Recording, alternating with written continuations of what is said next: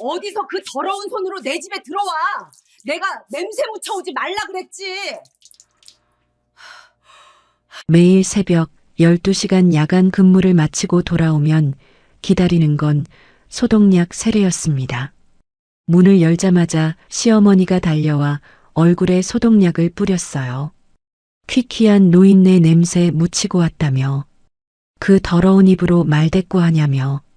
남편은 눈길 한 번 주지 않았고 시누이는 대놓고 비웃었습니다. 집안 망신이라고, 남의 집 늙은이 똥오줌이나 치우는 게 자랑이냐고. 그렇게 저는 5년 동안 사람 취급도 못 받은 채 살았습니다. 하지만 얼마 뒤 시댁 식구들이 제 이름을 부르며 울부짖게 될 줄은 상상도 못했습니다. 그들이 경멸하던 제 손에 과연 무엇이 쥐어졌을까요? 시작 전 구독과 좋아요를 눌러주시고 어디서 듣고 계신지 알려주시면 고마운 마음을 담아 그쪽으로 큰절 올리겠습니다. 그럼 오늘의 사연 시작합니다. 새벽 6시, 35살 희원은 요양보호사 야간 근무를 마치고 집으로 향했습니다.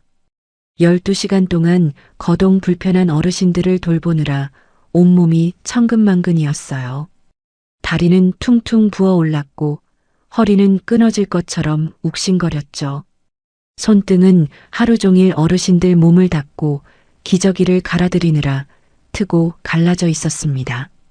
가방 끈이 어깨를 파고들었지만 희원은 이를 악물고 버스에서 내렸어요. 새벽 공기가 차가웠습니다. 입김이 하얗게 피어올랐어요. 희원은 지친 몸을 이끌고 골목길을 걸었습니다. 집에 가면 따뜻한 국물이라도 먹을 수 있을까? 희원은 그 생각마저 사치라는 걸 알고 있었어요. 시댁 대문 앞에 도착했습니다. 희원은 조심스럽게 현관문을 열었어요. 최대한 소리가 나지 않게. 가족들이 자고 있을 시간이니까요. 그런데 문이 열리자마자 거실 불이 확 켜졌습니다. 인연이 또 그 냄새를 묻히고 왔어. 시어머니가 소독약 분무기를 들고 달려왔어요. 68배 시어머니는 희원을 노려보며 분무기를 번쩍 들어 올렸습니다. 희원이 입을 열기도 전에 시어머니는 희원의 얼굴에 소독약을 뿌렸어요. 차가운 액체가 눈과 코를 적셨습니다.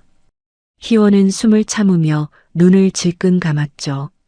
소독약 냄새가 코를 찔렀고 눈이 따가워 눈물이 저절로 흘러내렸어요. 얼굴 전체가 화끈거리며 열이 올랐습니다. 어머니, 저 이제 막 퇴근. 희원이 떨리는 목소리로 말했습니다. 하지만 시어머니는 끝까지 듣지도 않았어요. 닥쳐. 그 더러운 입으로 말대꾸야? 시어머니가 다시 분무기를 들었습니다. 희원의 얼굴에 소독약이 또 한 번 뿌려졌어요. 희원은 고개를 숙인 채 묵묵히 서 있었습니다. 반항하면 더 심해진다는 걸 5년의 결혼 생활이 가르쳐줬으니까요. 희원의 속눈썹에 소독약 방울이 맺혔어요. 눈을 뜰 수가 없었습니다. 씻고 오기 전엔 집안에 발도 들이지 마. 그 냄새 맡으면 내가 토해. 시어머니는 차갑게 내뱉고 안방으로 들어가 버렸습니다. 쾅! 문 닫히는 소리가 희원의 가슴에도 박혔어요. 희원은 현관에 선 채로 소독약이 흐르는 얼굴을 손등으로 훔쳤습니다. 트고 갈라진 손등에 소독약이 스며들어 따끔거렸어요. 35해 인생에서 이렇게까지 모욕당한 적이 있었던가. 희원의 손이 부들부들 떨렸습니다. 희원은 화장실로 들어갔어요. 거울 앞에 서자 자신의 모습이 눈에 들어왔습니다. 처참했어요. 소독약에 젖은 머리카락이 이마에 달라붙어 있었고 눈은 충혈되어 벌겋게 부어올랐죠. 볼을 타고 흐른 소독약 자국이 눈물처럼 번져 있었습니다. 희원은 거울 속 자신을 바라보며 입술을 깨물었어요. 울면 안 돼. 울면 또 구박받아. 희원은 찬물로 얼굴을 씻으며 속으로 되뇌었습니다. 씻고 나와서 부엌으로 갔어요. 냉장고를 열었습니다.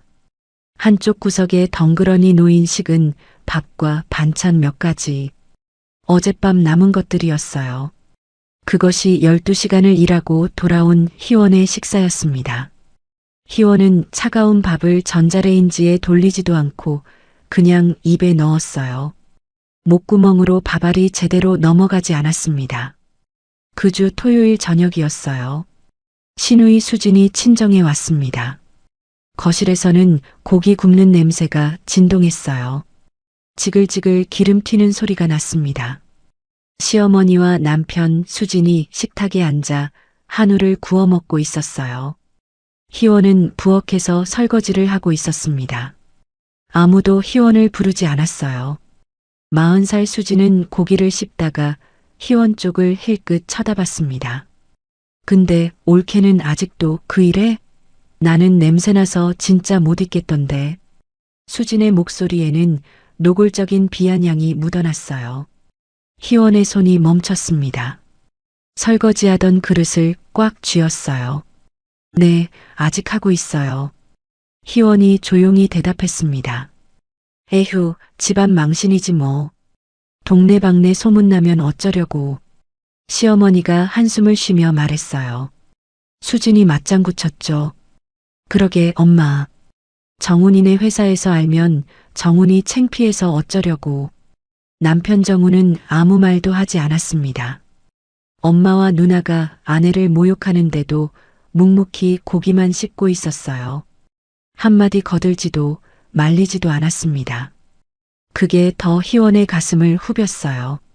시어머니가 남편에게 잘 구워진 고기를 집어주며 말했습니다.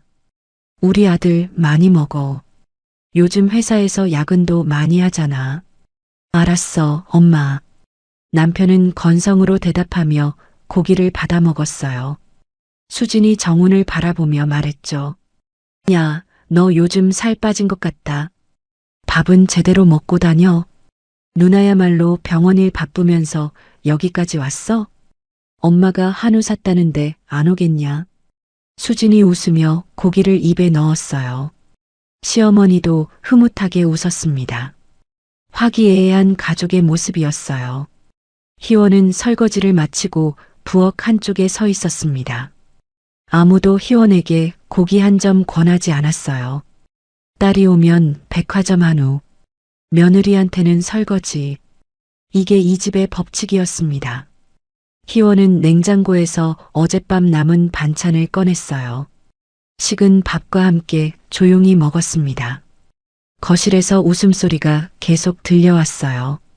희원은 차가운 밥을 씹으며 생각했습니다. 저 사람들한테 나는 뭘까? 가족일까? 아니면 그냥 집안일 하는 사람일까? 희원의 손에서 숟가락이 떨어졌어요. 쨍그랑 소리가 났지만 아무도 신경 쓰지 않았습니다. 희원의 눈에서 눈물이 핑 돌았어요. 결혼한 지 5년. 매일 이런 모욕을 당하며 살았습니다. 처음에는 참으면 나아질 거라 생각했어요. 하지만 시간이 갈수록 구박은 심해졌고 남편은 점점 더 차가워졌죠. 언제까지 이렇게 살아야 하는 걸까? 희원의 눈에서 눈물이 주르륵 흘러내렸습니다. 하지만 소리내어 울 수는 없었어요. 울면 또 난리가 날 테니까요. 희원은 이를 악물고 눈물을 훔쳤습니다. 그리고 속으로 되뇌었어요. 조금만 더 참자. 조금만 더. 이게 내 인생인가? 35. 이게 내 인생의 전부인가? 희원의 눈에서 눈물 한 방울이 싱크대 위로 떨어졌습니다. 그날의 모욕, 과연 그걸로 끝이었을까요? 희원은 어린 시절부터 외로웠습니다.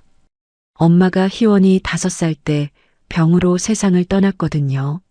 아버지는 생계를 위해 새벽부터 밤늦게까지 일했어요. 희원은 할머니 손에서 자랐습니다. 할머니는 허리가 굽고 무릎이 아팠지만 희원에게는 세상에서 가장 따뜻한 사람이었어요. 학교 갔다 오면 할머니가 끓여준 미역국이 기다리고 있었죠. 할머니는 희원의 머리를 쓰다듬으며 말했습니다. 우리 희원이 착하게 잘 컸네. 그 손길이 얼마나 따뜻했는지 희원은 지금도 그 감촉을 잊지 못해요. 할머니는 희원이 중학생이 되던 해에 돌아가셨습니다. 희원은 펑펑 울었어요. 세상에 혼자 남겨진 기분이었죠. 그 후로 아버지와 둘이 살았습니다. 아버지는 말이 없는 사람이었어요. 하지만 희원이 학교에서 돌아오면 밥상은 항상 차려져 있었죠. 서툴지만 정성이 담긴 밥상이었습니다. 희원이 25살 되던 해 아버지가 쓰러졌어요. 간암 말기였습니다. 의사는 길어야 6개월이라고 했어요. 희원은 그날부터 아버지 곁을 지켰습니다. 아버지의 몸은 하루가 다르게 야위어 갔어요. 희원은 아버지의 등을 닦아드리고 기저귀를 갈아드리고 약을 먹여드렸습니다. 밤새 아버지 곁에서 잠을 설쳤어요. 아버지가 신음소리를 내면 벌떡 일어나 달려갔죠. 아버지, 어디 아파요? 괜찮아. 나 때문에 고생이 많다. 아버지는 희원의 손을 꼭 잡았습니다. 거칠고 마른 손이었어요. 희원은 그 손을 두 손으로 감싸쥐었습니다. 고생이 뭐예요? 아버지가 저 키워주신 건데. 아버지의 눈에 눈물이 고였어요. 희원도 울었습니다.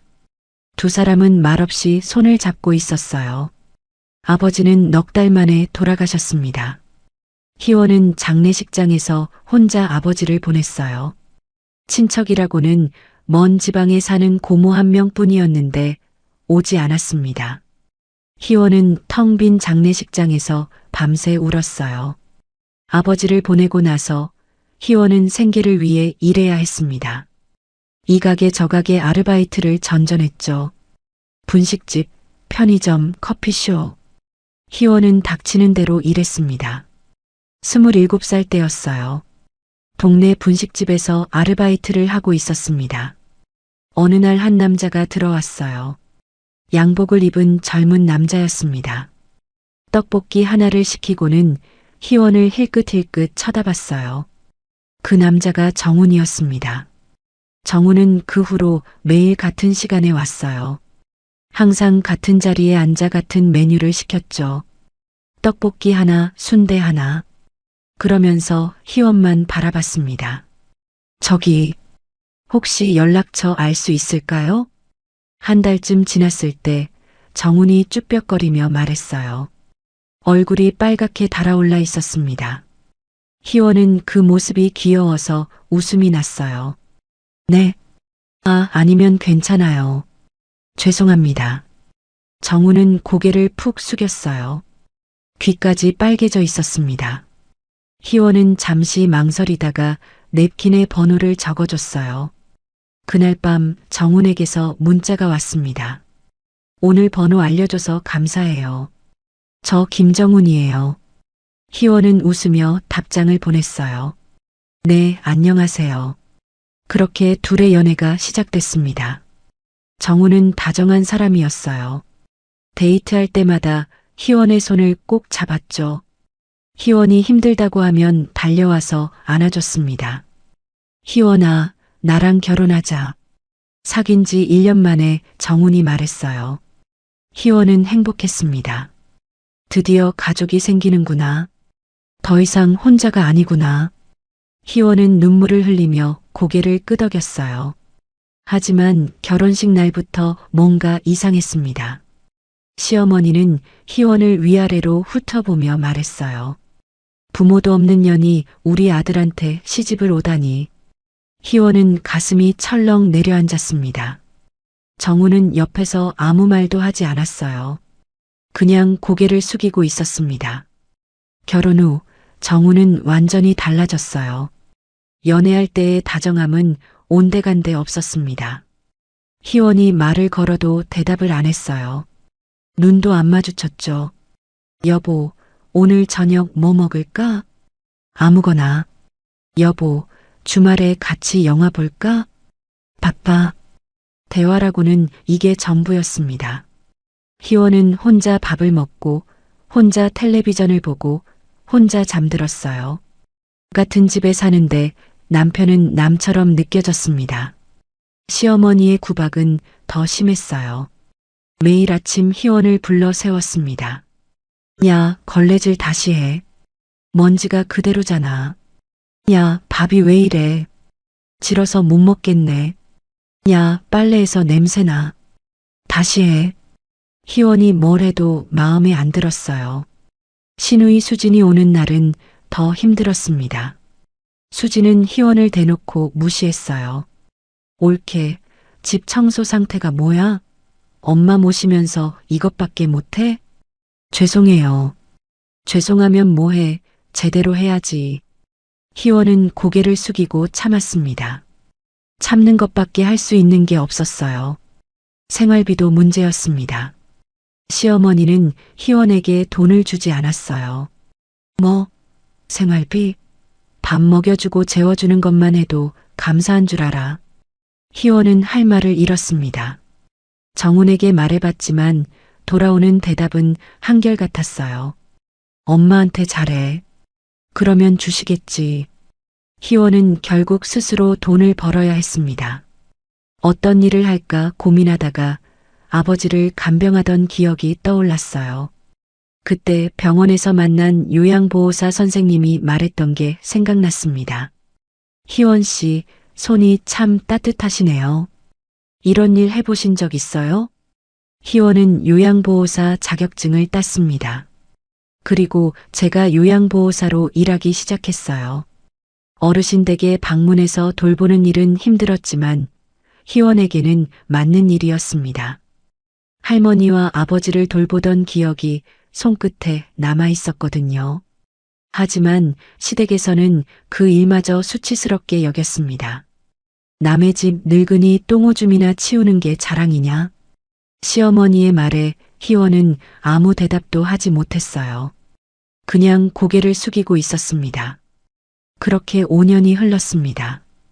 희원은 매일 새벽에 출근해서 밤늦게 퇴근했어요. 집에 오면 찬밥을 먹고 구박을 듣고 혼자 잠들었습니다. 이게 희원의 일상이었어요. 희원은 가끔 생각했습니다. 결혼하길 잘한 걸까? 이 집에서 나는 뭘까? 가족일까? 아니면 그냥 가정부일까? 희원은 오늘도 어르신 댁으로 향했습니다. 어르신들의 얼굴을 보면 마음이 편해졌어요. 최소한 그곳에서는 희원의 손길이 필요했으니까요. 아이고 선생님, 오늘도 왔어요? 치매를 앓고 있는 할머니가 희원을 보며 웃었습니다. 희원도 웃으며 대답했어요. 네, 할머니. 오늘도 왔어요. 희원은 할머니의 손을 잡았습니다. 주름지고 마른 손이었어요. 그 손에서 돌아가신 할머니의 온기가 느껴지는 것 같았습니다. 이 일만큼은 포기하고 싶지 않았어요. 시댁에서 뭐라고 해도 이건 희원이 할 수 있는 유일한 일이었으니까요. 희원은 할머니의 이불을 여며들이며 생각했습니다. 언제쯤 내 인생에도 따뜻한 날이 올까? 언제쯤 나도 사람 대접을 받을 수 있을까? 그 답은 생각보다 빨리 그리고 전혀 예상치 못한 곳에서 찾아올 예정이었습니다. 과연 희원의 인생은 어떻게 바뀌게 될까요? 희원에게 새로운 어르신이 배정됐습니다. 이름은 박치권. 82살에 홀로 사는 노인이었어요. 첫 방문 날. 할아버지 집은 허름한 단독주택이 밀집한 골목이었어요. 페인트가 벗겨진 대문 앞에 섰을 때 희원은 잠시 망설였습니다. 초인종을 눌렀지만 아무 소리도 나지 않았어요. 고장난 지 오래된 것 같았습니다. 할아버지, 요양보호사 왔습니다. 희원이 대문을 두드리며 말했어요. 한참 후에야 안에서 기척이 났습니다. 문이 삐걱거리며 열렸어요. 문틈 사이로 노인의 얼굴이 보였습니다. 깊이 패인 주름, 텅 빈 눈동자. 박치권 영감은 희원을 경계하는 눈빛으로 바라봤어요. 뭐야, 누구야? 안녕하세요, 할아버지. 저 오늘부터 할아버지 돌봐드릴 요양보호사 정희원이에요. 희원이 밝게 웃으며 말했습니다. 하지만 박 영감은 표정 하나 바꾸지 않았어요. 필요 없어. 돌아가. 박 영감은 문을 닫으려 했습니다. 희원이 재빨리 말했어요. 할아버지, 저 오늘 죽 끓여왔어요. 따뜻할 때 드셔야 맛있는데. 박 영감의 손이 멈췄습니다. 문틈 사이로 희원이 들고 있는 보온 도시락이 보였어요. 박 영감은 잠시 망설이다가 문을 열었습니다. 집 안으로 들어간 희원은 숨이 막혔어요. 온 집안에 먼지가 쌓여 있었습니다. 싱크대에는 며칠 된 것 같은 그릇들이 널브러져 있었어요. 쉰내와 곰팡이 냄새가 코를 찔렀습니다. 할아버지, 밥은 드시고 계세요? 먹든 말든 내가 무슨 상관이야. 박 영감은 퉁명스럽게 대답하며 방구석에 앉았습니다. 희원은 대답 대신 부엌으로 갔어요. 싱크대에 쌓인 그릇들을 치우고 설거지를 시작했습니다. 뭐 하는 거야? 설거지요. 할아버지 깨끗한 그릇으로 드셔야죠. 박 영감은 아무 말 없이 희원을 바라봤습니다. 희원은 설거지를 마치고 바닥을 쓸었어요. 그리고 가져온 죽을 그릇에 담아 박 영감 앞에 놓았습니다. 드셔보세요. 제가 직접 끓인 거예요. 박 영감은 죽을 한참 내려다봤어요. 그리고 천천히 숟가락을 들었습니다. 한 숟갈 떠서 입에 넣었어요. 박 영감의 손이 미세하게 떨렸습니다. 맛이 어때요? 짜. 박 영감은 짧게 대답했어요. 하지만 숟가락을 놓지 않았습니다. 계속 죽을 떠먹었어요. 희원은 그 모습을 보며 조용히 미소 지었습니다. 그날 이후 희원은 매일 박 영감 댁을 방문했어요. 청소를 하고 빨래를 하고 밥을 차려드렸습니다. 박 영감은 여전히 무뚝뚝했지만 희원을 내쫓지는 않았어요. 일주일쯤 지났을 때였습니다. 희원이 시장을 보고 돌아오는 길에 동네 미용실 앞을 지나갔어요. 미용실 문이 벌컥 열리더니 누군가 희원을 불렀습니다. 희원 씨, 잠깐만. 봉 원장이었어요. 55살의 봉 원장은 동네에서 소문난 입담꾼이었습니다. 미용실은 동네 정보의 집결지였죠.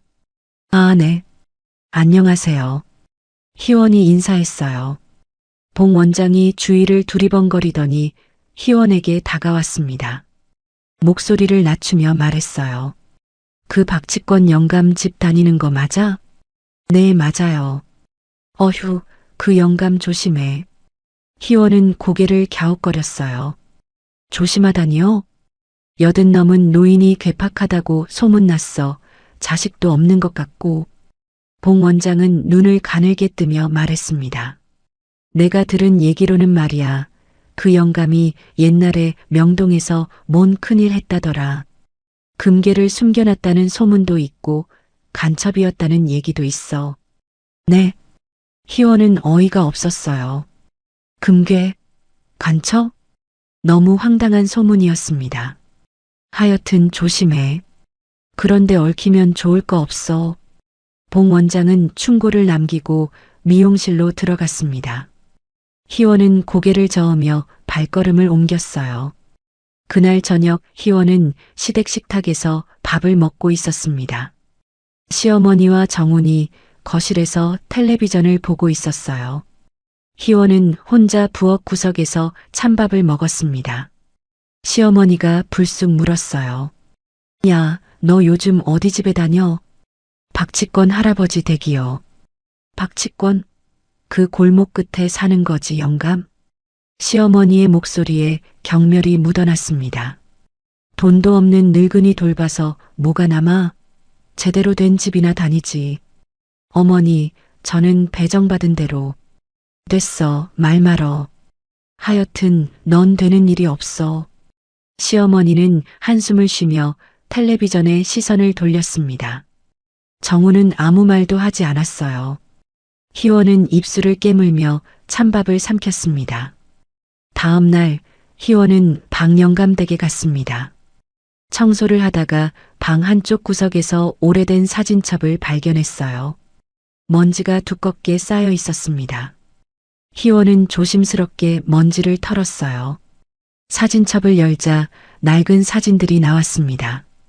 젊은 시절의 박영감. 양복을 빳빳하게 차려입고 건물 앞에 서 있었어요. 그 옆에는 젊은 여자와 아이들이 함께 있었습니다. 가족 사진이었어요. 뭐해? 박영감의 목소리가 들렸습니다. 희원은 화들짝 놀라 사진첩을 내려놓았어요. 죄송해요, 할아버지. 청소하다가 발견해서.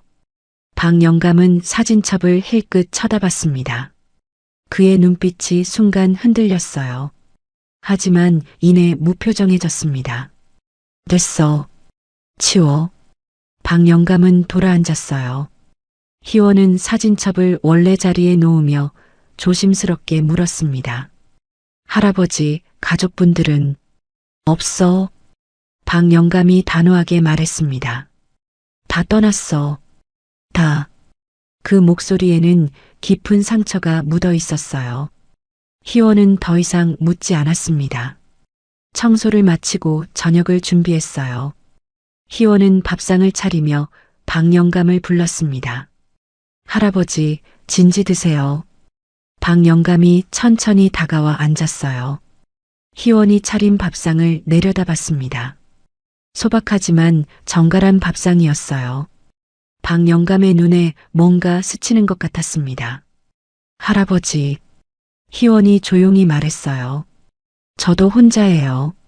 엄마는 어릴 때 돌아가셨고 아버지도 제가 간병하다가 보내드렸어요. 지금 시댁에서 사는데 거기서도 저는 없는 사람 취급이에요.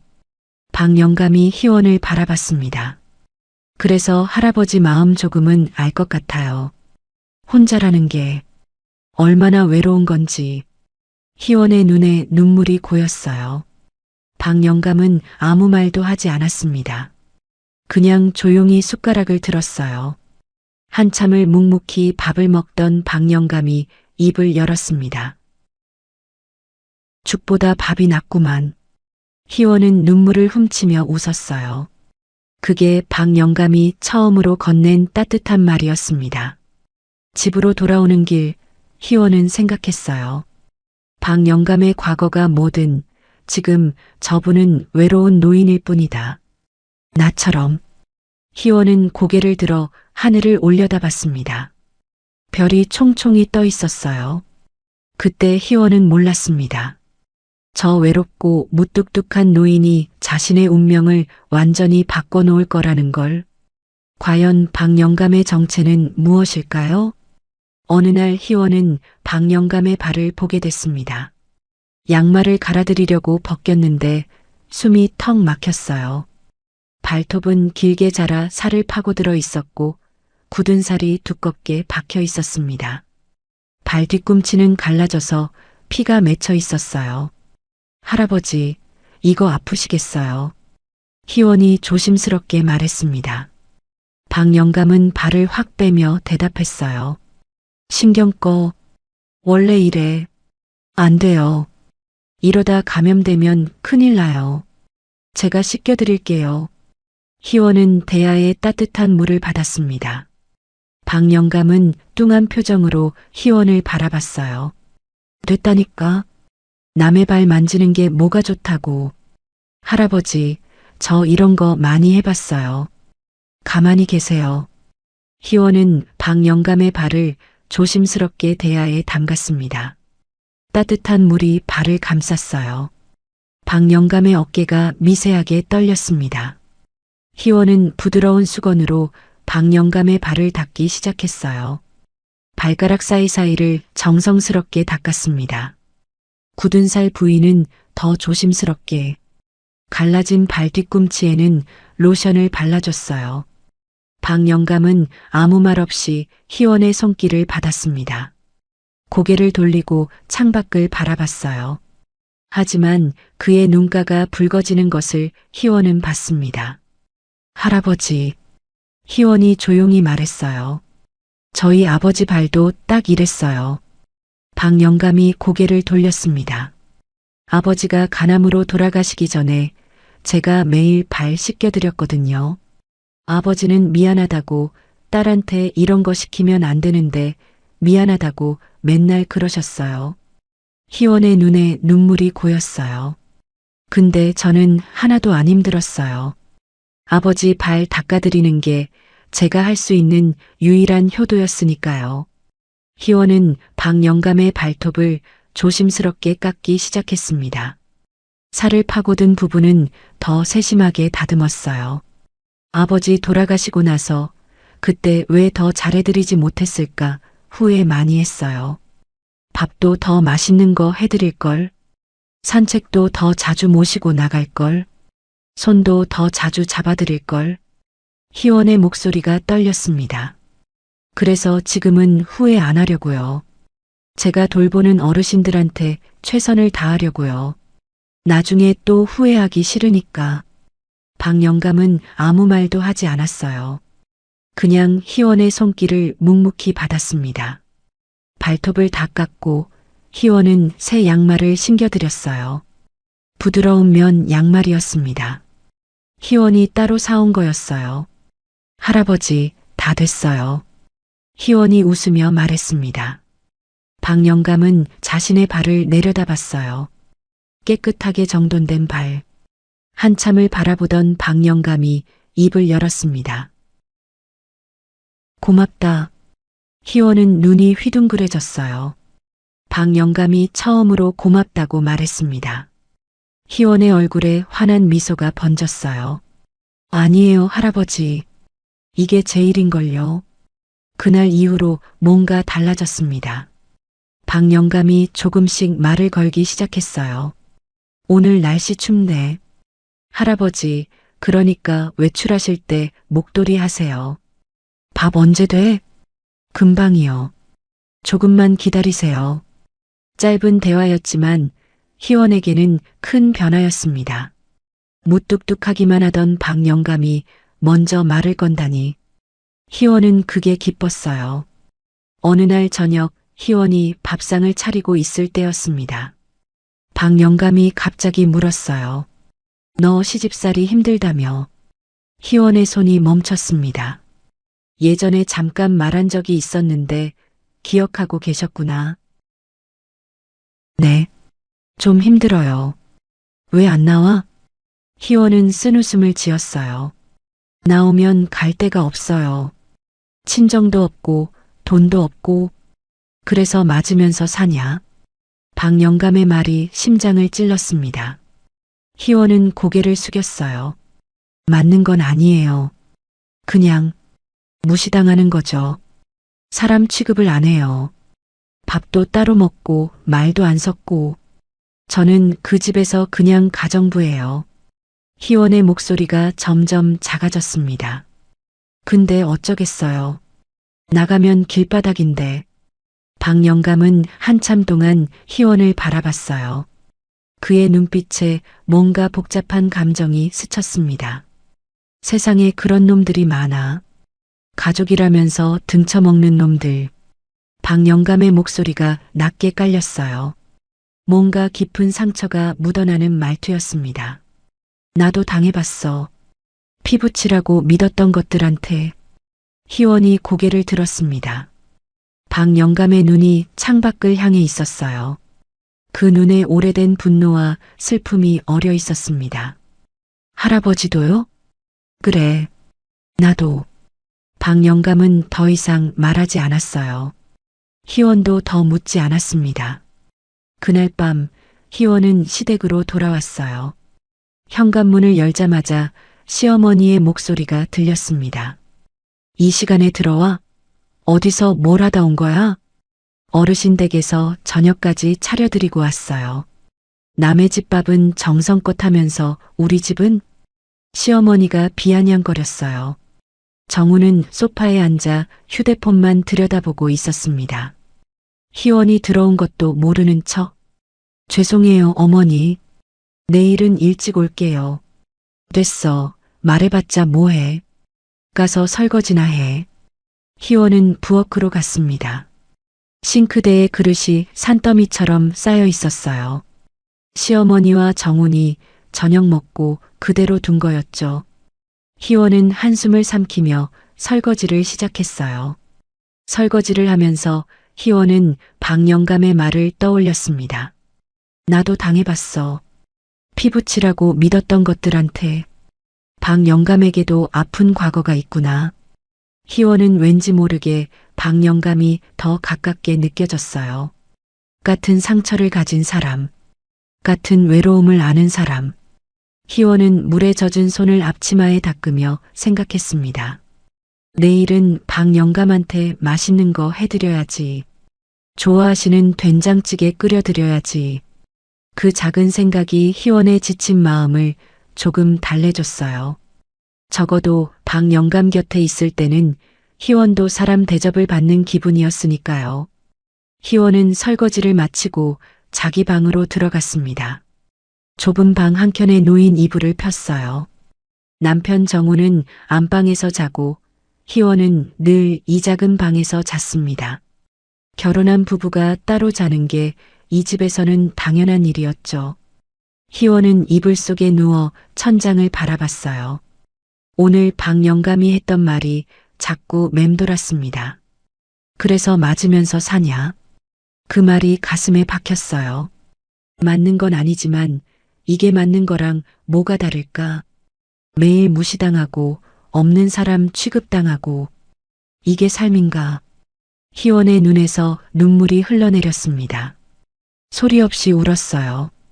이 집에서는 울음소리도 내면 안 됐으니까요.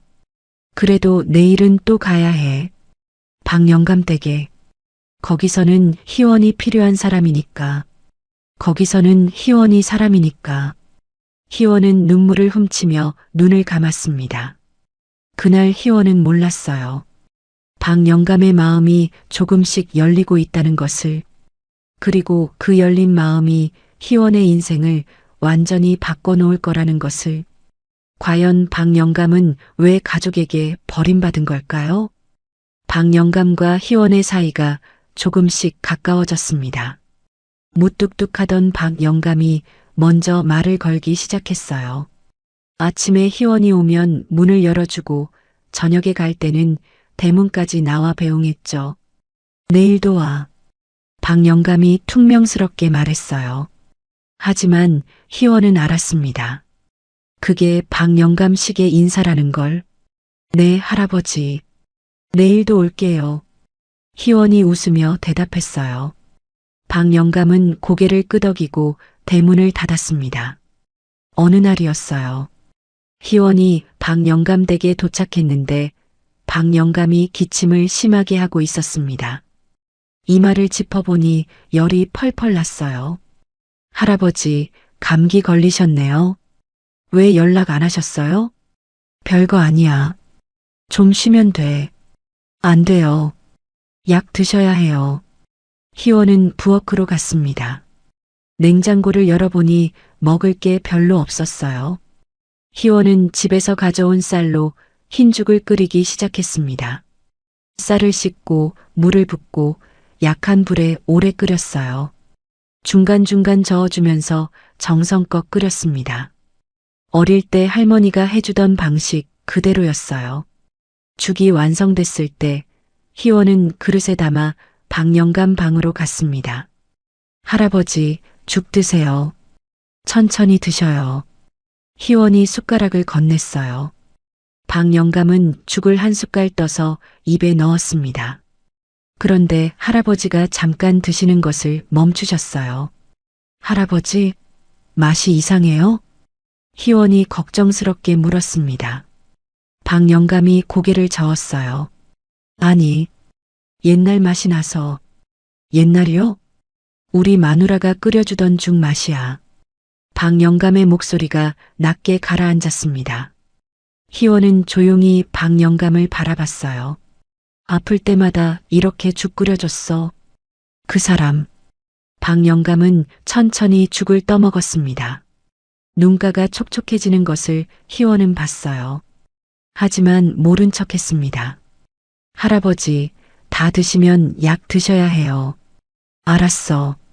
박 영감은 죽을 다 먹고 약을 먹었습니다. 희원은 이불을 덮어드렸어요. 좀 주무세요. 제가 옆에 있을게요. 그래. 박 영감은 눈을 감았습니다. 희원은 방 한켠에 앉아 박 영감이 잠들 때까지 지켜봤어요. 거친 숨소리가 점점 편안해졌습니다. 희원은 잠든 박 영감의 얼굴을 바라봤어요. 깊은 주름 사이로 세월의 흔적이 보였습니다. 어떤 삶을 사셨을까? 어떤 아픔을 겪으셨을까?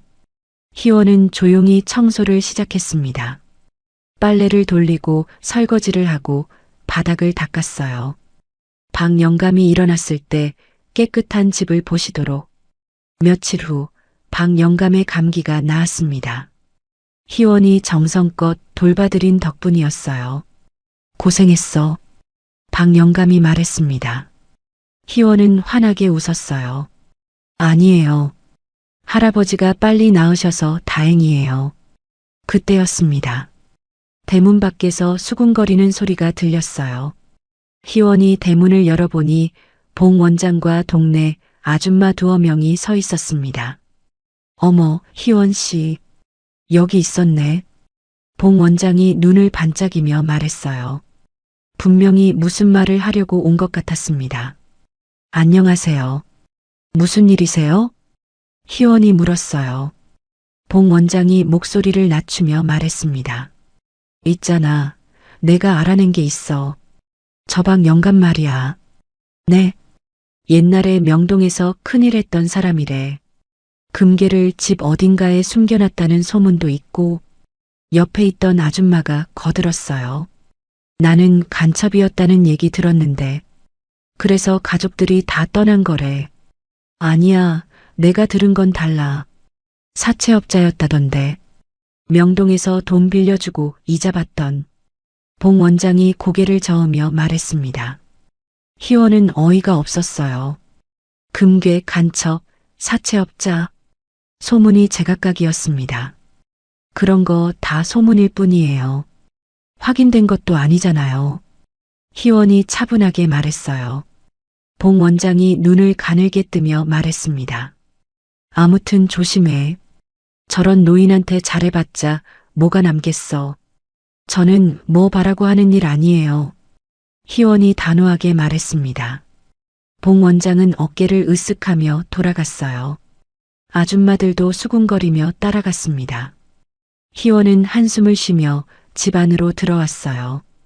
박 영감이 방문 앞에 서 있었습니다. 다 들은 것 같았어요. 할아버지. 희원이 말했습니다.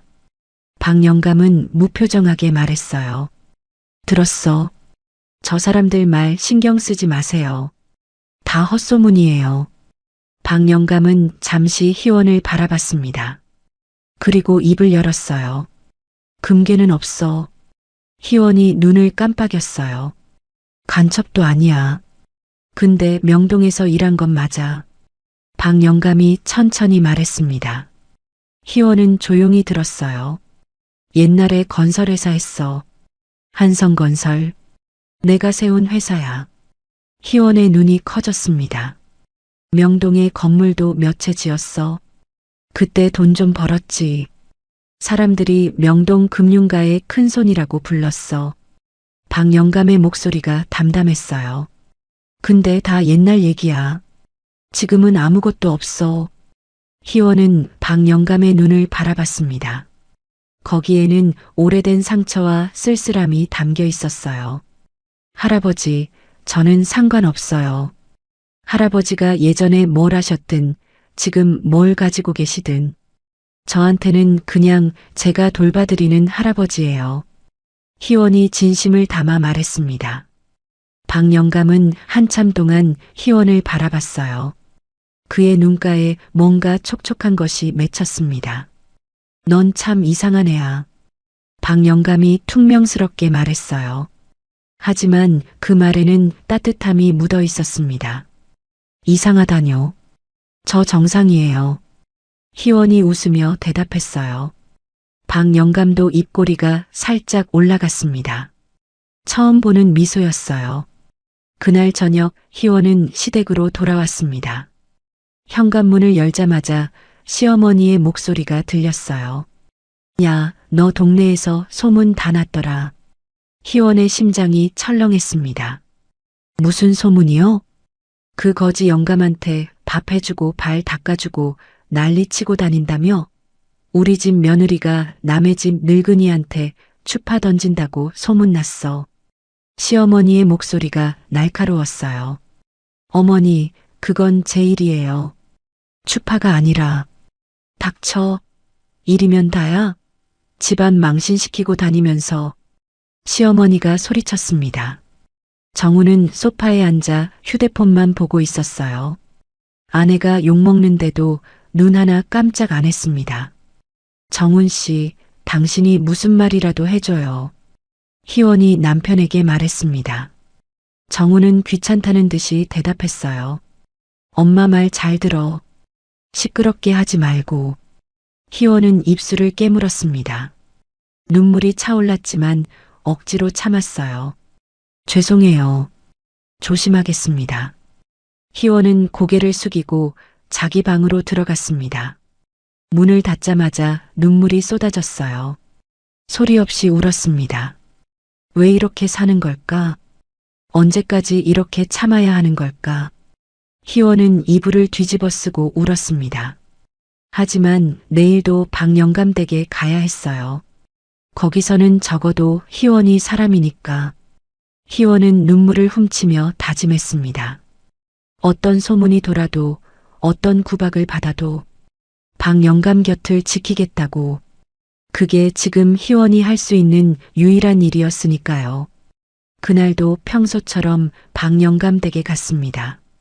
대문을 두드렸는데 아무 대답이 없었어요.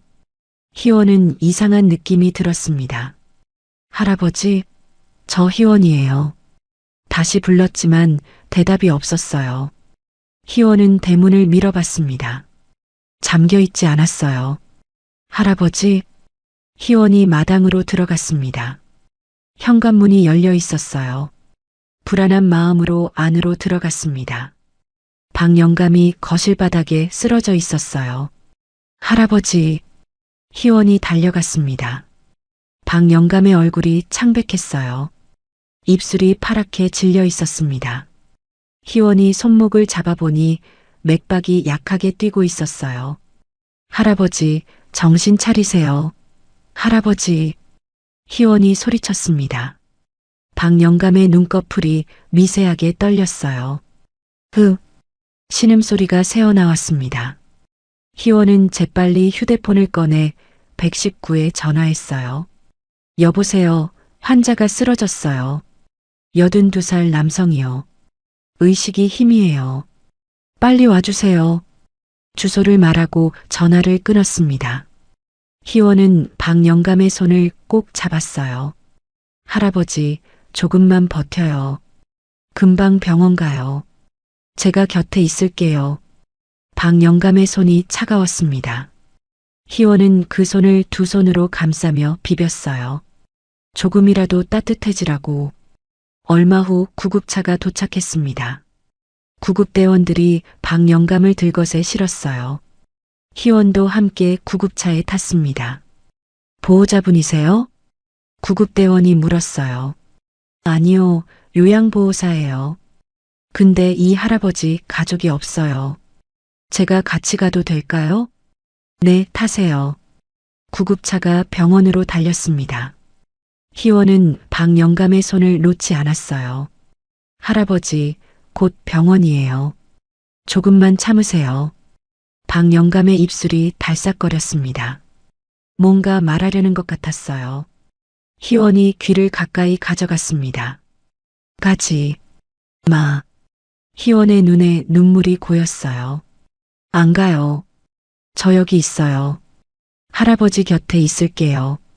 병원 응급실에 도착했습니다. 박영감은 바로 검사에 들어갔어요.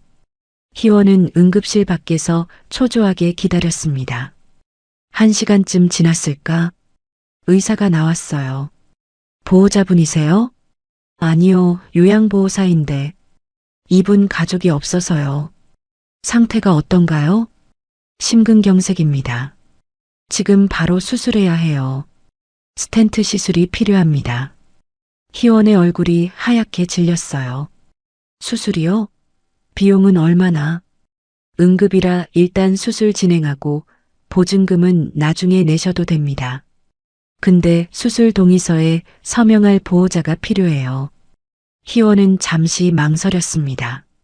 하지만 박 영감에게는 가족이 없었어요. 아니, 있어도 찾을 수가 없었습니다. 제가 서명할게요. 희원이 말했습니다. 의사가 서류를 건넸어요. 희원은 떨리는 손으로 서명했습니다. 박 영감이 수술실로 들어갔어요. 희원은 수술실 앞 의자에 앉아 기다렸습니다. 두 손을 모으고 기도했어요. 제발 살아주세요. 제발이요. 그때 휴대폰이 울렸습니다. 시어머니였어요. 희원은 전화를 받았습니다. 여보세요, 어머니. 야, 너 지금 어디야? 저녁때가 다 됐는데 왜 안 와? 저 지금 병원이에요. 박영감 할아버지가 쓰러지셔서. 뭐? 병원? 시어머니의 목소리가 높아졌어요. 남의 노인네가 쓰러지면 어쩔 건데? 너까지 거기 있을 필요 없잖아. 당장 들어와. 어머니, 할아버지가 지금 수술 중이에요. 저라도 옆에 있어야. 수술? 그건 병원에서 알아서 하지. 너는 왜 거기 있어? 빨리 안 들어와? 희원은 입술을 깨물었어요. 어머니, 저 오늘은 못 들어갈 것 같아요. 할아버지 수술 끝날 때까지만. 시어머니가 소리쳤습니다. 남의 노인네 죽든 말든 내가 무슨 상관이야. 네 가족도 아닌 거 붙들고 있어서 뭐가 남아? 당장 안 들어오면 짐 싸. 전화가 끊겼습니다. 희원의 손이 떨렸어요. 휴대폰을 쥔 손에 힘이 풀렸습니다. 짐 싸. 나가라. 그 말이 머릿속에서 맴돌았어요. 희원의 눈에서 눈물이 흘러내렸습니다. 하지만 희원은 자리에서 일어나지 않았어요. 수술실 앞을 지켰습니다. 박 영감을 두고 갈 수 없었어요. 3시간이 지났습니다. 수술실 문이 열렸어요. 의사가 나왔습니다. 수술 잘 끝났습니다. 스텐트 3개 넣었어요. 일주일 정도 입원하셔야 합니다. 희원은 그 자리에 주저앉을 뻔했어요. 다리에 힘이 풀렸습니다. 감사합니다. 정말 감사합니다. 희원은 연신 고개를 숙였어요. 눈물이 멈추지 않았습니다. 박 영감이 회복실에서 병실로 옮겨졌어요. 희원은 병실에서 밤을 새웠습니다. 박 영감 곁에서 한시도 떠나지 않았어요. 다음 날 아침 박 영감이 눈을 떴습니다. 할아버지. 희원이 박 영감의 손을 잡았어요. 박 영감이 희원을 바라봤습니다. 입술이 달싹거렸어요. 너, 여기. 네, 저 여기 있어요. 할아버지 수술 잘 끝났어요. 이제 괜찮아요. 박 영감의 눈에 눈물이 고였습니다. 희원은 그런 박 영감의 눈물을 처음 봤어요. 왜? 안 갔어. 제가 왜 가요? 할아버지 곁에 있어야죠. 희원이 웃으며 말했어요. 박 영감은 아무 말 없이 희원의 손을 꼭 쥐었습니다. 그 손에서 떨림이 느껴졌어요. 며칠 후 병원비 청구서가 나왔습니다. 희원은 숫자를 보고 숨이 막혔어요. 수술비와 입원비를 합치니 어마어마한 금액이었습니다. 희원은 은행에 갔어요. 그동안 모아둔 적금을 깼습니다. 3년 동안 푼푼히 모은 돈이었어요. 하지만 그것만으로는 부족했습니다. 희원은 집으로 돌아왔어요. 방 서랍을 열었습니다. 낡은 상자 안에 엄마의 유품이 있었어요. 금반지 하나와 금목걸이 하나. 돌아가신 엄마가 남긴 유일한 것이었습니다. 희원은 한참 동안 그것을 바라봤어요. 눈물이 흘러내렸습니다. 엄마, 미안해. 희원은 금은방으로 갔어요. 엄마의 유품을 팔았습니다. 손이 떨렸지만 어쩔 수 없었어요. 그 돈을 합쳐서 병원비를 냈습니다. 희원의 손에는 아무것도 남지 않았어요. 하지만 후회는 없었습니다. 병원비를 내고 병실로 돌아왔어요. 박 영감이 깨어 있었습니다. 어디 갔었어? 잠깐 볼일 보고 왔어요. 할아버지, 밥 드셨어요? 희원이 밝게 웃으며 물었어요. 박 영감은 희원을 한참 바라봤습니다. 뭔가 알아차린 눈빛이었어요. 넌 왜 그러냐? 네. 남일에 왜 그렇게 목숨을 걸어? 희원은 웃었어요. 할아버지는 남이 아니에요. 제가 돌보는 분이잖아요. 박 영감은 고개를 돌렸습니다. 창밖을 바라봤어요. 그의 눈가가 붉어지는 것을 희원은 봤습니다. 고마워. 박 영감이 낮게 말했어요. 뭐려? 당연한 건데. 희원이 대답했습니다. 박 영감은 아무 말 없이 창밖만 바라봤어요.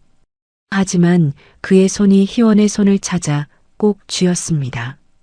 희원은 그 손을 잡아줬어요. 말없이 함께 있었습니다.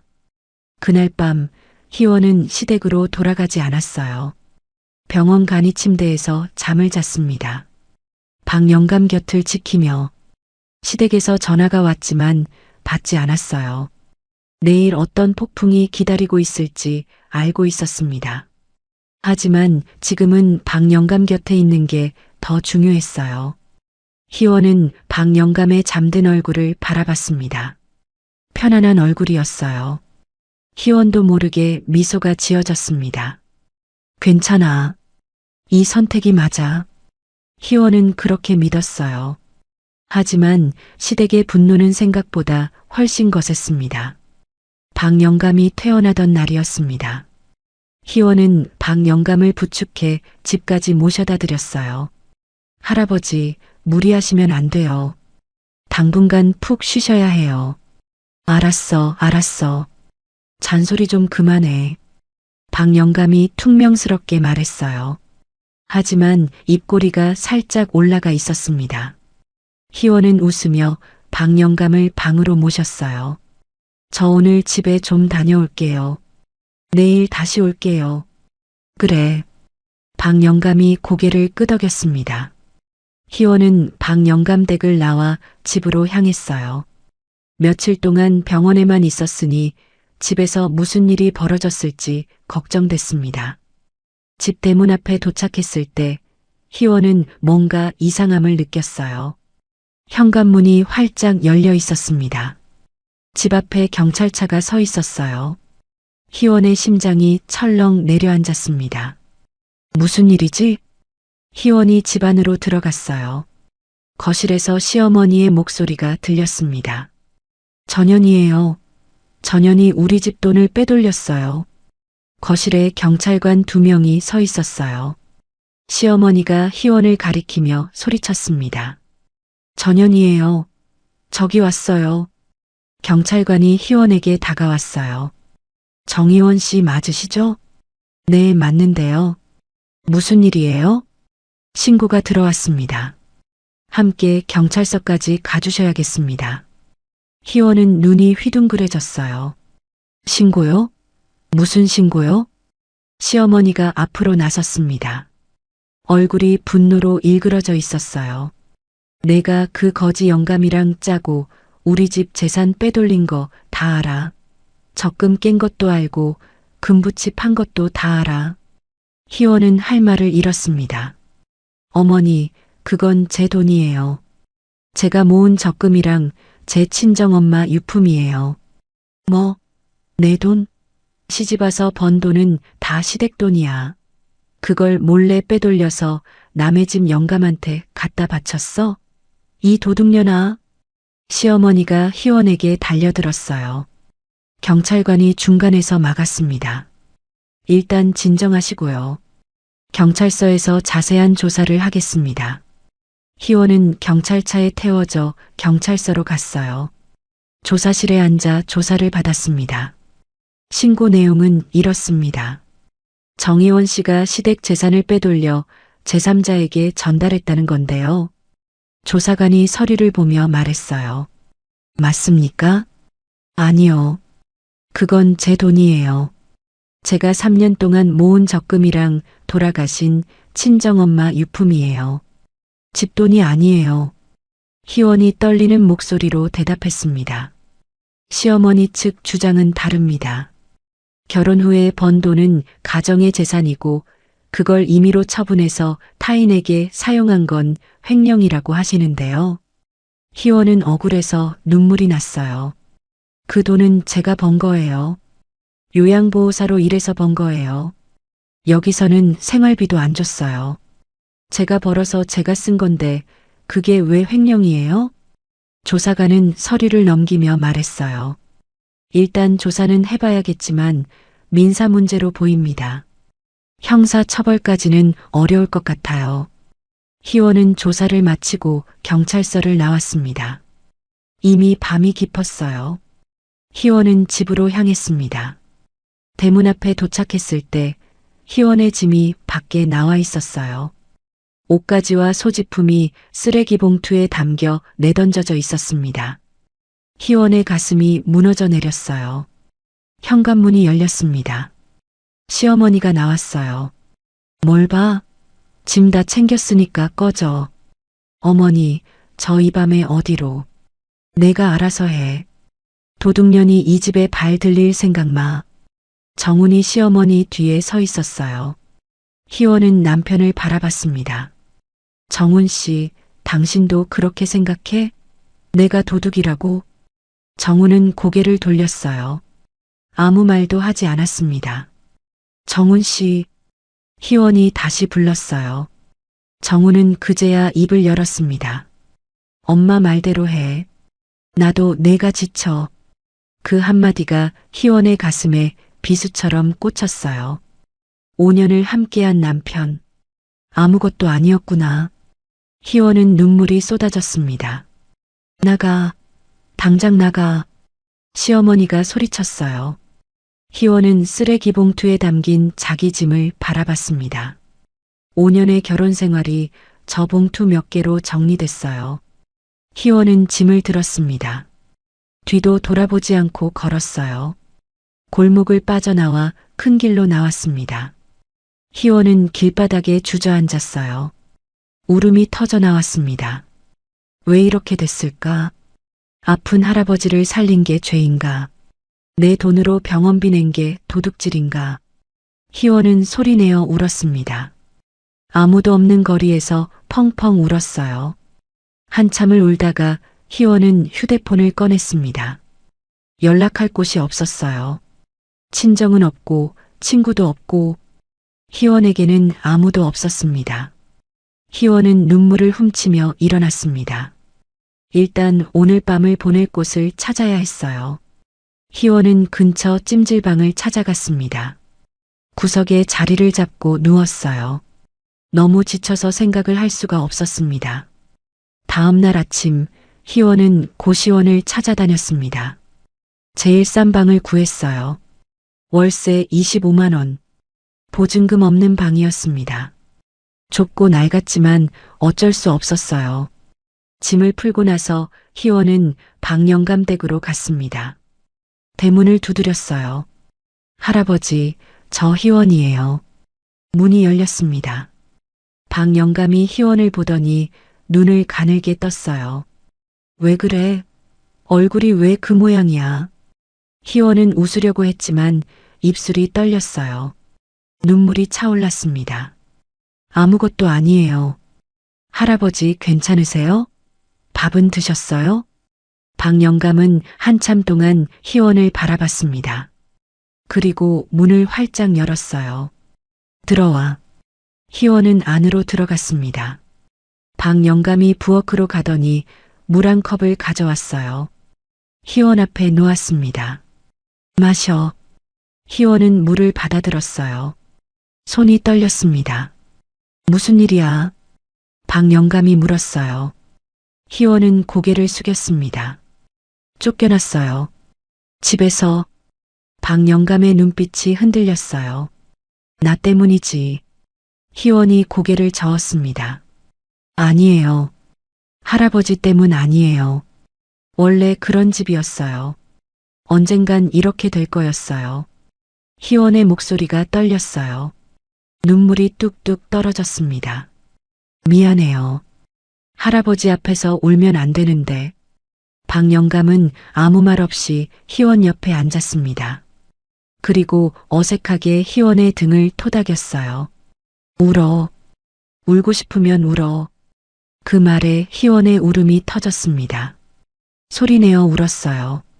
박영감은 말없이 희원의 등을 토닥여줬습니다. 한참을 울고 나서 희원이 눈물을 닦았어요. 죄송해요. 할아버지 앞에서 울면 안 되는데. 뭐가 미안해. 박영감이 한숨을 쉬었습니다. 너 같은 애가 왜 그런 집에서 고생했는지 모르겠다. 희원은 쓴웃음을 지었어요.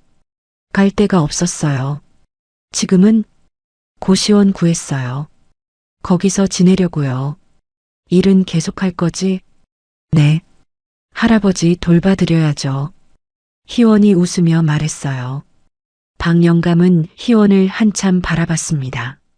넌 참 이상한 애야. 희원이 웃었어요. 박영감도 같이 웃었습니다.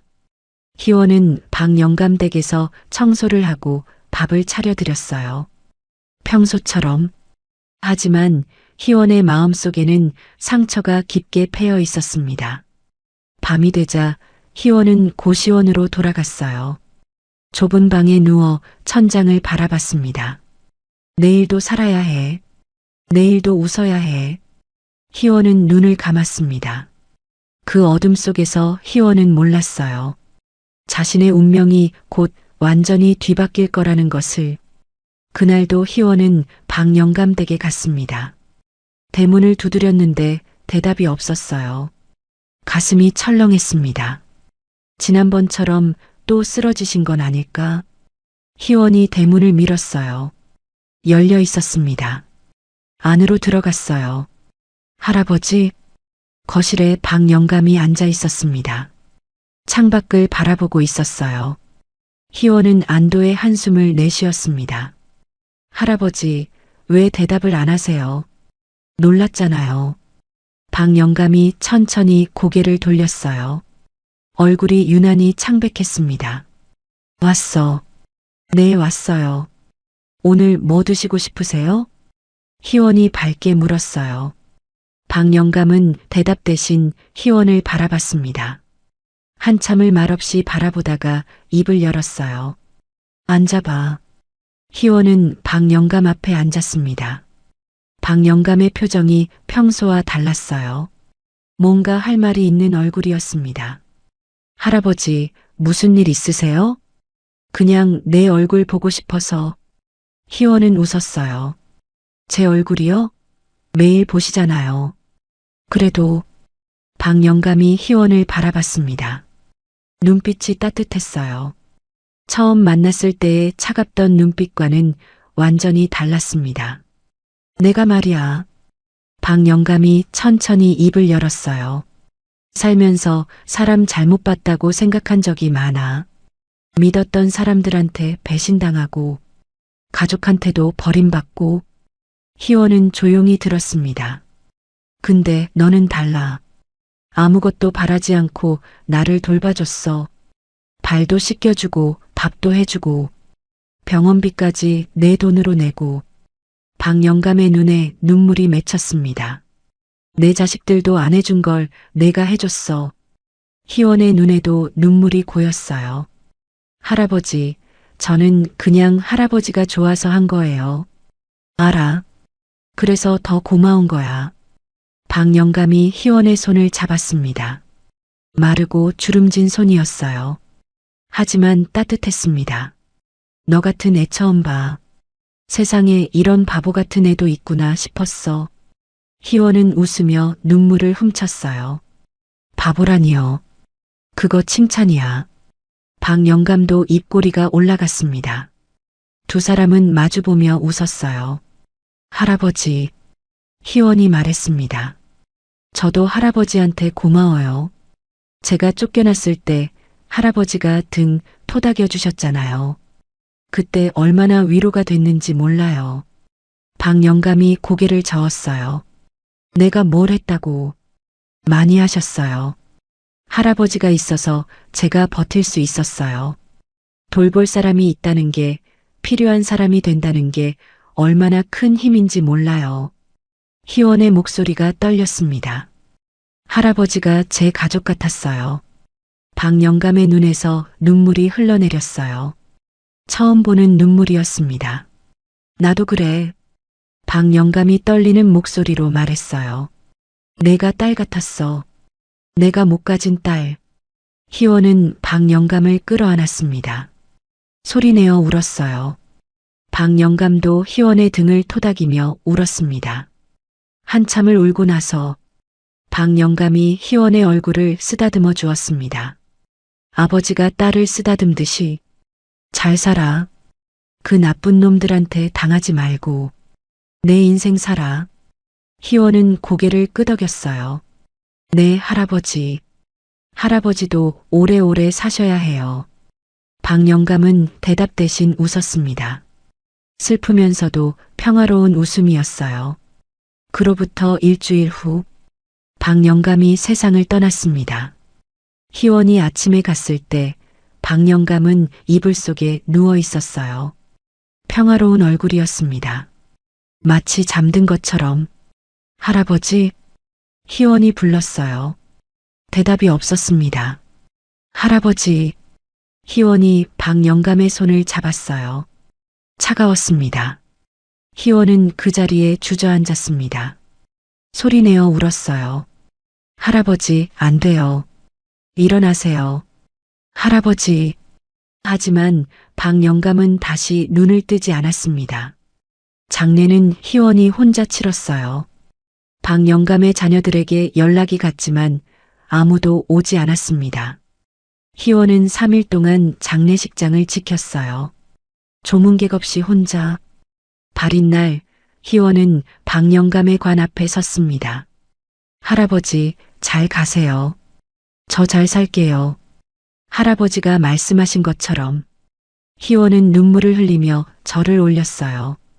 장례가 끝난 후 낯선 번호로 전화가 왔습니다. 정희원 씨 맞으시죠? 저는 박치권 선생님의 유언을 맡은 변호사입니다. 한번 만나 뵐 수 있을까요? 희원은 의아했지만 변호사 사무실로 갔어요. 변호사가 서류를 내밀었습니다. 박치권 선생님께서 생전에 유언장을 작성하셨습니다. 전 재산을 정희원 씨에게 상속한다고요. 희원은 눈이 휘둥그레졌어요. 재산이요? 할아버지가 무슨 재산이? 모르셨군요. 변호사가 다른 서류를 꺼냈습니다. 희원은 멍하니 변호사를 바라봤어요. 재산 목록입니다. 명동의 건물 3채, 용산의 토지 2필지, 은행 예금 50억 원. 총 자산 가치는 약 800억 원입니다. 희원은 숫자를 보고 숨이 막혔어요. 800억. 상상도 못한 금액이었습니다. 저한테요? 네. 유언장에 명확히 기재되어 있습니다. 희원의 손이 떨렸어요. 서류를 들고 있을 수가 없었습니다. 할아버지가 저한테. 희원의 눈에서 눈물이 쏟아졌어요. 그 허름한 집에서 혼자 사시던 할아버지. 돈이 없는 줄 알았어요. 그래서 더 정성껏 돌봤어요.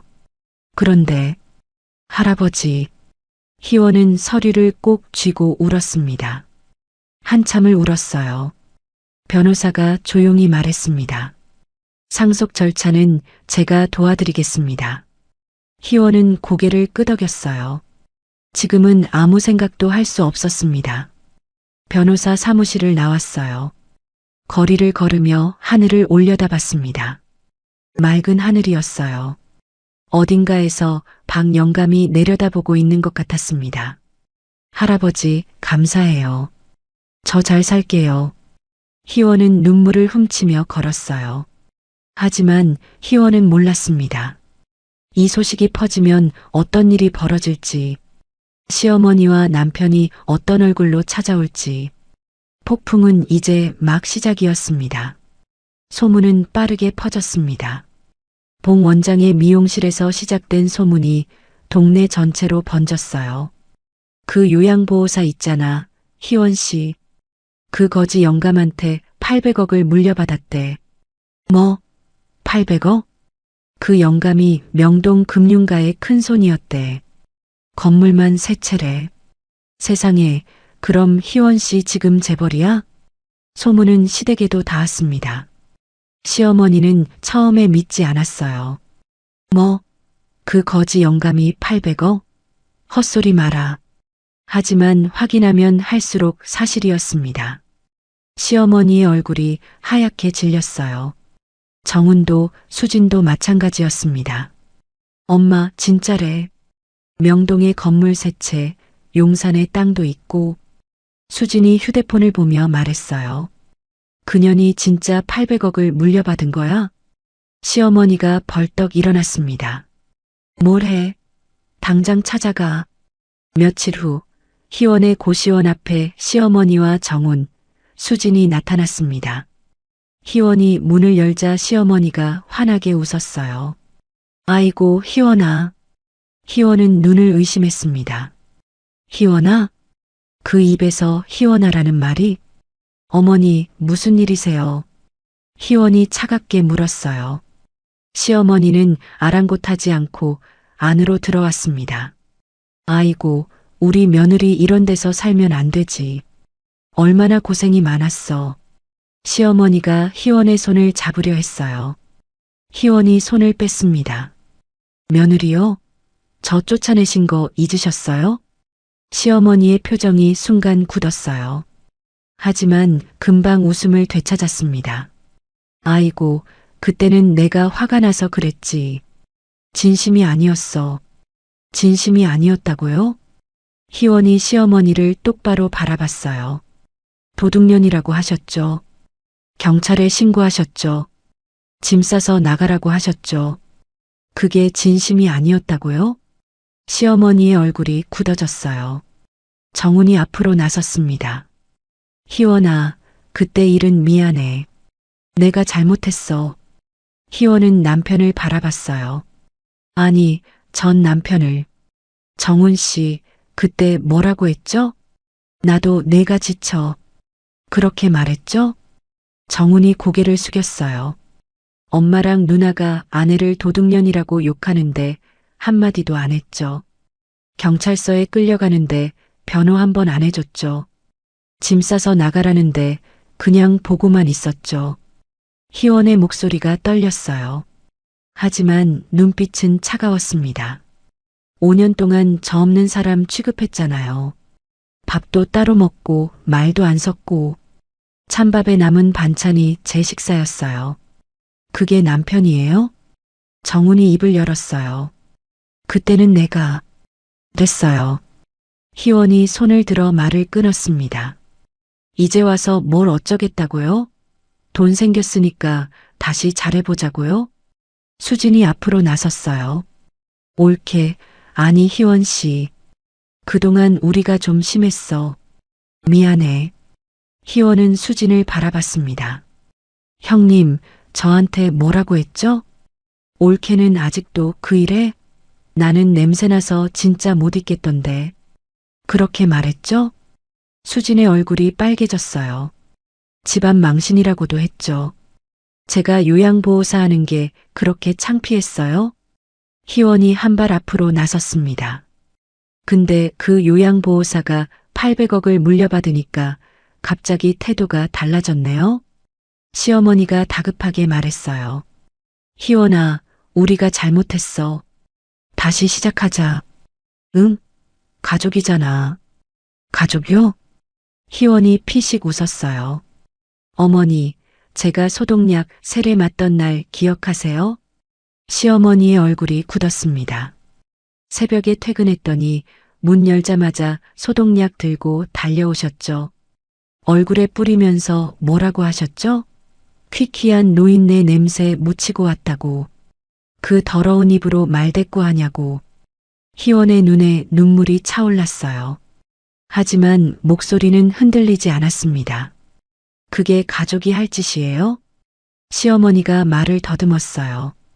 그건 남의 노인네 죽든 말든 내가 무슨 상관이냐. 그렇게도 말씀하셨죠. 희원이 시어머니를 똑바로 바라봤습니다. 근데 그 남의 노인네가 저한테는 가족보다 나았어요. 어머니보다, 정훈 씨보다, 형님보다. 그분이 진짜 가족이었어요. 시어머니의 얼굴이 일그러졌어요. 그래서 재산 받은 거잖아. 다 계산하고 한 거 아니야? 희원이 웃었습니다. 차가운 웃음이었어요. 저는 할아버지한테 재산이 있는 줄도 몰랐어요. 그냥 허름한 집에 혼자 사시는 외로운 노인인 줄 알았어요.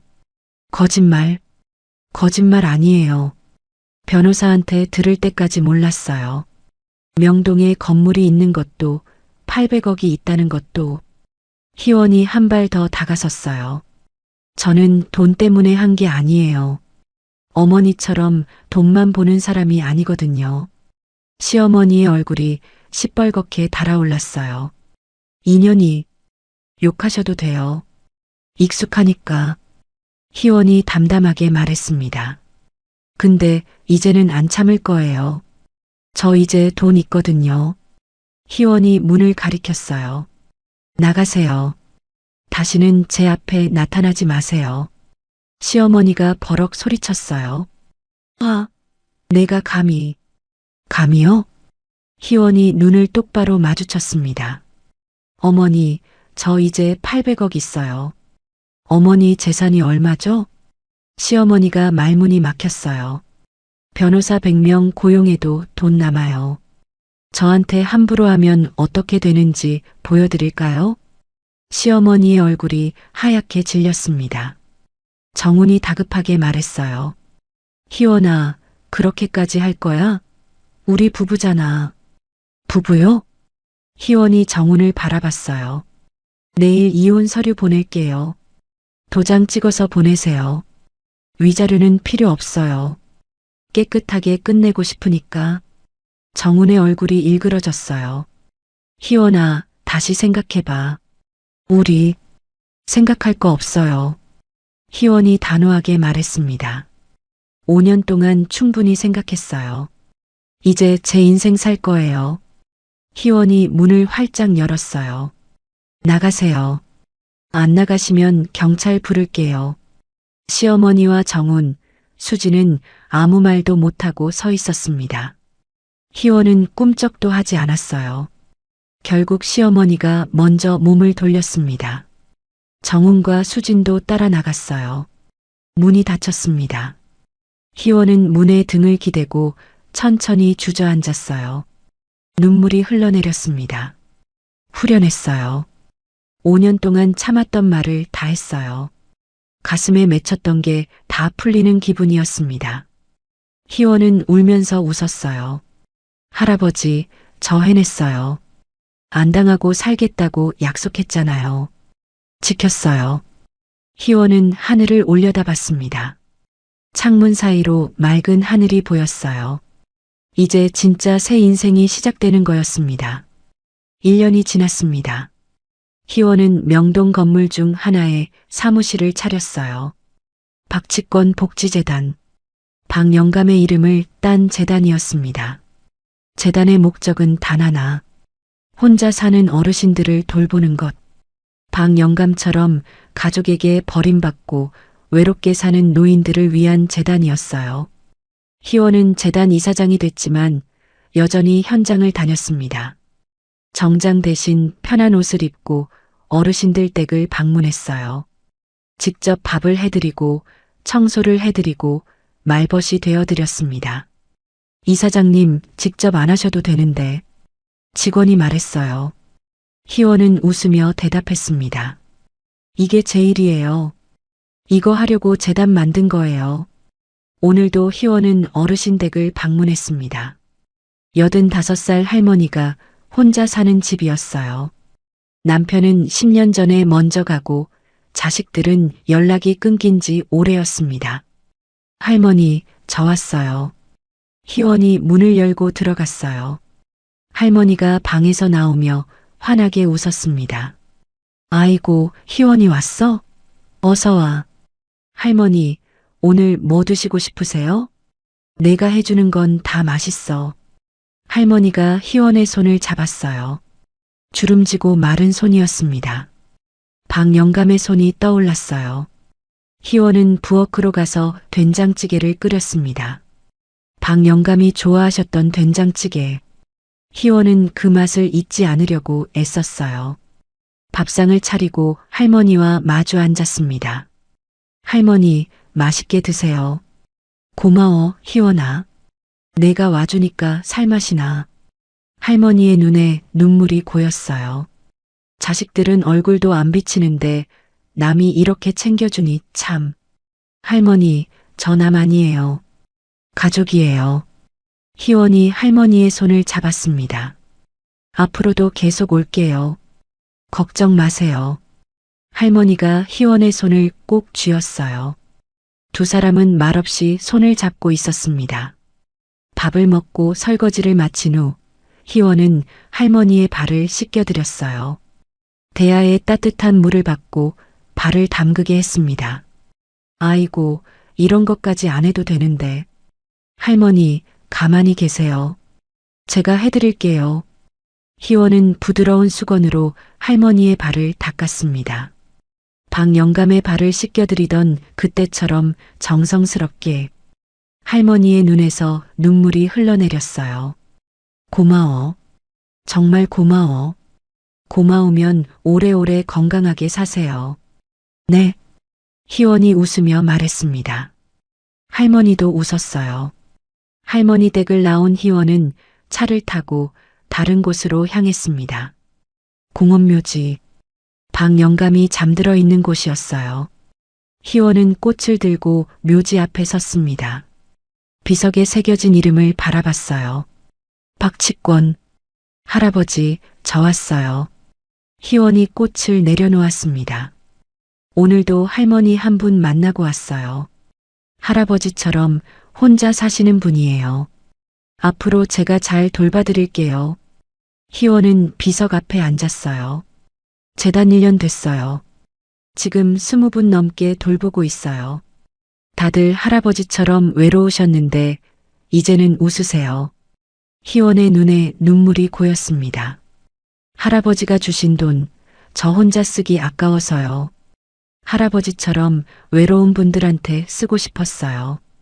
그게 할아버지 뜻인 것 같아서요. 바람이 불었어요. 나뭇잎이 살랑살랑 흔들렸습니다. 마치 박영감이 대답하는 것 같았어요. 시댁 사람들이요? 이혼하고 연락 끊었어요. 한 번씩 연락 오는데 다 무시해요. 이제 그 사람들한테 휘둘리지 않아요. 희원이 웃었습니다. 할아버지가 말씀하셨잖아요. 그 나쁜 놈들한테 당하지 말고 내 인생 살라고. 저 지금 그렇게 살고 있어요. 희원은 비석을 쓰다듬었어요. 할아버지, 저 행복해요. 처음으로 제 인생을 사는 것 같아요. 다 할아버지 덕분이에요. 눈물이 흘러내렸습니다. 희원은 눈물을 훔치며 웃었어요. 고마워요, 할아버지. 정말 고마워요. 저한테 가족이 되어줘서, 저를 사람으로 대해줘서, 저를 믿어줘서. 희원은 일어나 비석 앞에 절을 올렸습니다. 깊이 허리를 숙였어요. 할아버지, 저 잘 살게요. 약속해요. 희원은 묘지를 떠났습니다. 차에 올라 시동을 걸었어요. 희원은 운전하며 창밖을 바라봤어요. 햇살이 따뜻했습니다. 하늘이 맑았어요. 예전에는 매일이 지옥 같았어요. 새벽에 일어나 일하고 집에 오면 구박받고 찬밥 먹고 혼자 울고 그게 희원의 일상이었습니다. 지금은 달라요. 매일 아침 눈을 뜨면 감사해요. 오늘 만날 어르신들 생각에 마음이 따뜻해져요. 누군가에게 필요한 사람이 된다는 게 얼마나 큰 행복인지 알아요. 희원은 생각했습니다. 사람은 누구나 따뜻한 손이 필요하다는 것을요. 힘들 때 잡아주는 손, 아플 때 토닥여주는 손, 외로울 때 곁에 있어주는 손, 박영감에게 희원이 그런 손이었고, 이제 희원은 다른 사람들에게 그런 손이 되고 싶었어요. 할머니가 해주셨던 것처럼, 아버지가 해주셨던 것처럼, 박영감이 해주셨던 것처럼, 희원은 미소 지었습니다. 차가 재단 건물 앞에 도착했어요. 희원은 차에서 내려 건물 앞에 세워진 현판을 바라봤어요. 박치권 복지재단. 그 이름이 햇살을 받아 반짝였습니다. 희원은 건물 안으로 들어갔어요. 직원들이 인사했습니다. 이사장님 오셨어요? 응. 오늘 오후 일정이 뭐였지? 2시에 새로 등록하신 어르신 댁 방문이요. 알았어. 준비해. 희원은 사무실로 들어갔습니다. 창문 너머로 명동거리가 보였어요. 박영감이 젊은 시절 누비던 거리. 희원은 창밖을 바라보며 중얼거렸어요. 할아버지, 보고 계시죠? 저 잘하고 있죠? 바람이 창문을 스쳤습니다. 마치 대답처럼. 희원은 웃었어요. 세상에는 나쁜 사람도 있지만 좋은 사람도 있습니다. 희원은 나쁜 사람들 때문에 힘들었지만 좋은 사람 덕분에 다시 일어섰어요. 이제 희원은 좋은 사람이 되려고 합니다. 누군가에게 따뜻한 손이 되려고 합니다. 박영감이 희원에게 그랬던 것처럼 그게 희원이 받은 사랑을 갚는 방법이니까요. 희원의 이야기는 여기서 끝이 아닙니다. 이제 시작이에요. 따뜻한 손은 계속 이어집니다. 희원에서 다른 누군가에게, 그 누군가에서 또 다른 누군가에게, 그렇게 세상은 조금씩 따뜻해지는 겁니다. 당신의 손은 누군가에게 따뜻한 손이 되고 있나요? 오늘의 이야기는 어떠셨나요? 희원님의 사연이 마음에 남으셨다면 댓글로 여러분의 생각을 들려주세요. 이 따뜻한 이야기가 더 많은 분들에게 전해질 수 있도록 구독과 좋아요로 함께 해주신다면 여러분의 하루에 좋은 일만 가득하실 거예요. 오늘도 들어주셔서 감사합니다. 건강하고 행복한 하루 보내시길 바랍니다.